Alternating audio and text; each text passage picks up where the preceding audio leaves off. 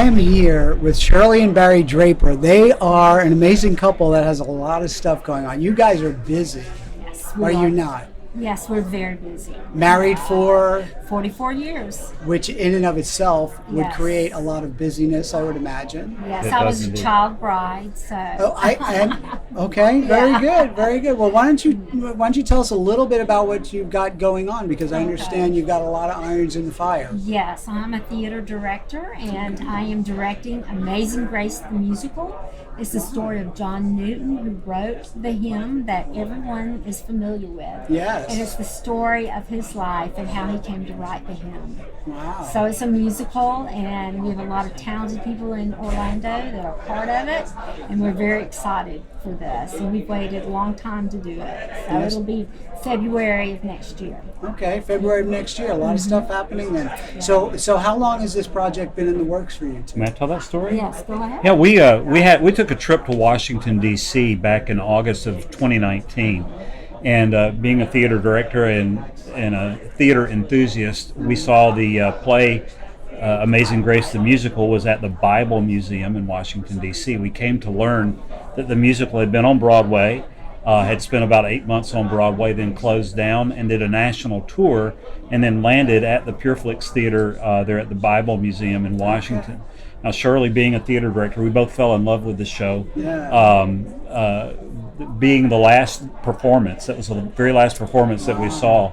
The writers and the producers were there at that performance, and Shirley went down and boldly asked them, so I'm a theater director, could I get the rights to do this in Central Florida? Wow. Right? You never know till you ask, That's right? right. That's Very right. bold. And in October of that year, they sent us back notification, yeah, we've checked you guys out, and sure enough, we were able to get the rights to do Amazing Grace, the musical, here in Central Florida. That was in October, 3 years ago, October of 2019. And we were slated to do it in May of 2020. And guess what happened? Yeah, COVID. yeah. I don't know. What did happen What then? did I have no happen? time remembering. Right. So here we are 3 years later, Yeah. and now it's come to fruition, and we're able to present the show in February of 2023. Okay, and you said it's going to be at the Bob Carr. Did you No, know? it'll where? I'm be sorry. it'll be in Claremont. Oh, Yes. Claremont. Okay. Awesome. It's actually going to be held at First Baptist Church. They've just built a beautiful new auditorium there. Shirley's production company / 501c3 Yeah. is Citrus Alliance for the Arts. Right. And we're going to be doing other shows as well, and at other venues. We look for different venues. We utilize the Claremont Performing Arts Center. Okay. But this particular show we're doing at First Baptist Church in Claremont. Okay, fantastic. And so you have a 501c3. Yes, and this is I'm what a I was saying. You guys nonprofit. wear a lot of hats, right? I have a nonprofit. What I do is provide creatives a place to use their creativity. You know, I inspire creativity, and God is the great creator.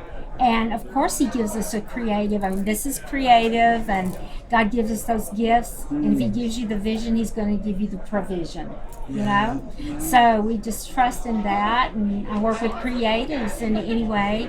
If they want to write a book, they want to sing, they want to act, they want to direct, we try to find that way that they can use their gifts. Wow, that's fantastic. And again, why don't you just remind us, how can they find that?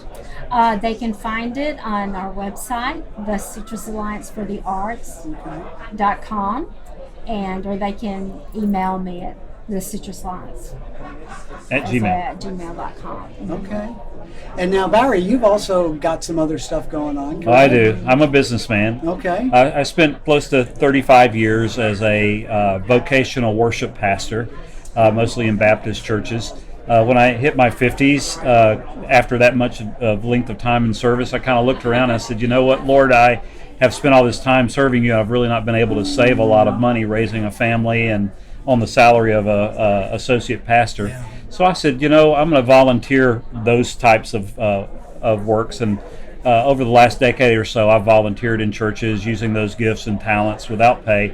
But I've built my own business, Draper Financial Services, and do several things. I'm a licensed insurance agency, and I also help small business people separate their personal credit from their business credit, actually help with fundability of their businesses, help them get financing and loans for various needs to grow and fund their businesses. Wow, that's great. But I have to say, Barry's ordained, and he's a music guy, and he does health insurance too, and other insurance. I always say he can marry you, bury you, and sing it both, and insure your life before and after. I love it. I'll tell you what. Look at that.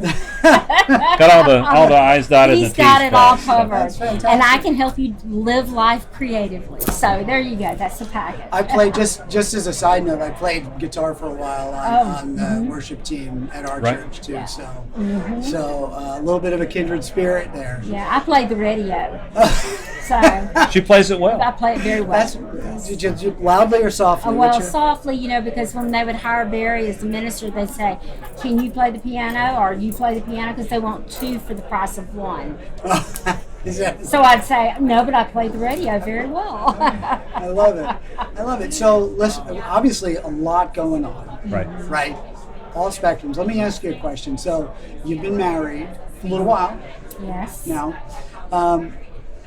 What are some of the nuggets that you can share with our audience about how you survive? I mean, you guys are clearly, like, you can tell when people are faking it, and you guys aren't faking it, right? I look at you, I see the joy, I see the smiles, I love the banter back and forth. You can just tell it's a marriage, it's really rooted. And with still so busy, I mean, producing a play, all the businesses that you have going on. Like, what are some of the things that you can share with us that have really helped you to be successful in the marriage? Well, we also have 9 grandchildren, so. Oh, okay. And I would say, first of all, it's making time for the Lord. Put the Lord first. Amen. You've got to go before Him every morning and do that. And Barry and I married very young. We were 18. And his father died, and my mother died, so we even went into a marriage where we did not have a parent. And so being in the ministry, so it was hard. But I say, first of all, go to the Lord. Find yourself a mentor, someone's older than you, that you've watched their life and their relationship. And mentoring is very important. We had older ministers and their wives that mentored us and helped us and stepped in for it. And I think also a sense of humor. We both laugh a lot, and we enjoy, being with other people and younger couples and pouring, into their lives. But I think that one of the things is making the Lord first and going to Him and your personal growth.